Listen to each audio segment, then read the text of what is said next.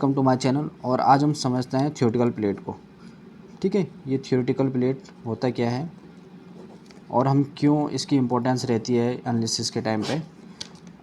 ठीक है, theoretical plate समझने के लिए मैं एक चीज़ आपको बता देता हूँ कि जो हमारे कॉलम होती है, कॉलम की इफिशियंसी को चेक किया जाता है कि और कॉलम की जो परफॉर्मेंस है वो कैसे चेक करते हैं।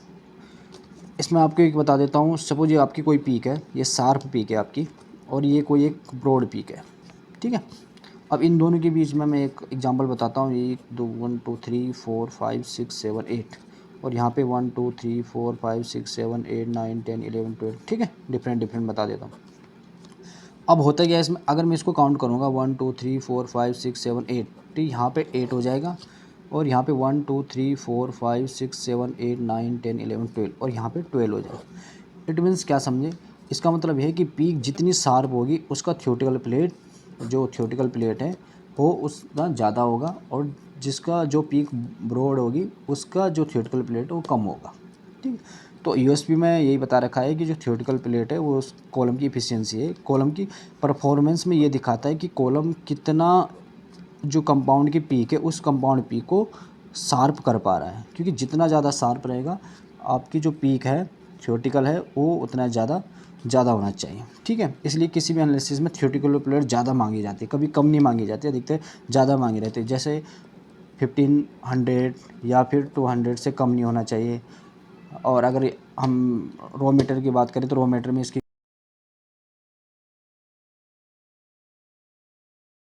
थियोरेटिकल प्लेट ज़्यादा रहती है।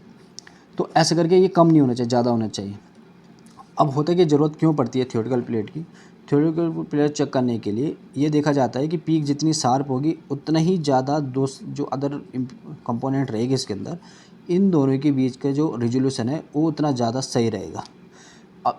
अगर इस पीक के बीच का रिजोल्यूशन देखा जाए तो ये ज़्यादा शार्प रहेगी, बट अगर हम इन दो पीकों के बीच का रिजोल्यूशन चेक करेंगे तो ये रिजोल्यूशन कम होगा। तो इसलिए थियोरेटिकल प्लेट का सही होना, थियोरेटिकल प्लेट के जो एज पर स्पेसिफिकेशन में बता रखा है कि 2000 है या फिर जो जिसकी लिमिट है उससे ज़्यादा होना ज़रूरी है। थियोरेटिकल प्लेट इसीलिए देखी जाती है कि पीक की जो शार्पनेस है वो हमेशा सही रहे, तभी तो हम किसी भी कंपाउंड को प्रॉपर जस्टिफाई कर पाते हैं, प्रॉपर रिजल्ट निकाल पाएंगे इसका। और जितनी ज़्यादा पीक शार्प रहेगी उतनी ज़्यादा अदर इम्प्यूटी जो उसके साथ ऐड होगी, उन इम्प्यूटी की जो पीक है वो पीक शार्प हम क्वालिफाई कर पाएँ, क्वांटिटी पीक कर पाएँ। ठीक है, अब यहाँ पे एक और चीज़ देखो, जैसे आपकी ये मेन पीक है और इसके बगल में अगर कोई दूसरी पीक है, छोटी छोटी सी पीक आ गई है, एक से इतनी बड़े, अगर ये शार्प है तो इसको हम अच्छी तरह से काउंट कर पाएंगे। बट हमारी ये पीक ब्रो, तो हम इस पीक को और इस पीक को प्रॉपर हम जो कैलकुलेट नहीं कर पाएंगे। इसीलिए यूएसपी में ये बताया है कि आपकी जो थियोरेटिकल प्लेट है वो सही होना चाहिए। आगे हम समझते हैं कि यूएसपी के अकॉर्डिंग जो फॉर्मूला होता है, फॉर्मूला से हम कैसे थ्योरेटिकल, यहाँ पे समझते हैं। मैंने एक क्रोमेटोग्राम लिया है M⁻³ का। तो इसमें सबसे पहले दे रखा है रिटेंशन टाइम, एरिया और एरिया परसेंटेज जो रहेगा इसका, हाइट है, विड्थ है, थियोरेटिकल प्लेट है, और 0.44 जो इसके 50% विड्थ है। ठीक है, तो जो यूएसपी के अकॉर्डिंग जो फॉर्मूला दे रखा है थियोरेटिकल प्लेट के लिए वो है 5.54 TR2 डिवाइडेड WH/2 का होल स्क्वायर। इसका मतलब इसमें क्या चीज़ है, जो 5.54 है ये कांस्टेंट है, और ये जो TR है ये TR आपका जो RT है, जो RT है हमारी, जिसे हम रिटेंशन टाइम कहते हैं। रिटेंशन टाइम इसका पास से 19.311, जो कि ये 19.311 यहाँ से हमने लिया है। और इसके बाद जो डब्ल्यू विड्थ तो होती है, बट इसमें यूएसपी के जो फॉर्मूला ये दे रखा है इसमें लिखा है कि H/2। H/2 का मतलब होता है कि इसका हाफ। तो हमने जब आप यूएसपी के जब प्रिंट निकालोगे तो आपको जो यहाँ पे विड्थ 50% विड्थ लिखा है 0.44, तो इसका मतलब WH/2 ये 0.44 होता है। ठीक है, तो अब हम इसे समझेंगे कि 5.54, ठीक है, और उसके बाद हमें क्या दे रखा है इसका टी आर हमारा कितना है 19.31 जो हमारा रहेगा 11। ठीक है, अपॉन रहेगा ये 0.44, ठीक है, का होल स्क्वायर।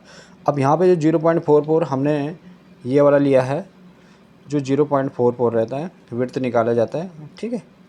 अब हमें इसे कैसे सोल्व करना है समझते हैं इसे।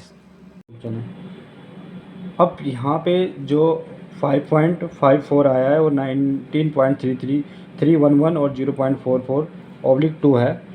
इसको मैं मैथ इक्वेशन करूँगा इसे, बट मैंने यहाँ पे फोटो मैथ के नाम से एक सॉफ्टवेयर जो डाउनलोड कर रखा है, तो जिससे क्या है कि मैं उसकी हेल्प से मैथ निकालता हूँ। तो अभी आप मैनुअली भी निकाल सकते हो या फिर आप इसका यूज़ भी कर सकते हैं, फोटो मैथ।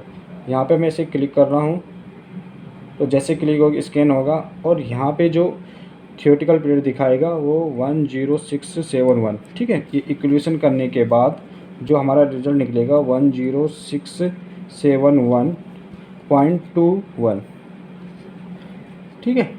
अब जो हमारा आंसर निकला है 1067121, तो इसका मतलब जो हमारा ये थियोरेटिकल पीरियड निकला है कैलकुलेशन के अकॉर्डिंग, तो अगर हम इसको अपने कैलकुलेटर जो हमने एम पावर्स हमारी कैलकुलेट करके निकली हुई है थियोरेटिकल पीरियड, उसको देखते हैं, तो यहाँ पे जो निकला हुआ है 10689.15 और यहाँ पे जो निकला है वो निकला है 1067, 1 2 3 4 5 डिजिट में। यहाँ पे जो निकला हुआ है 1 2 3 4 5 में।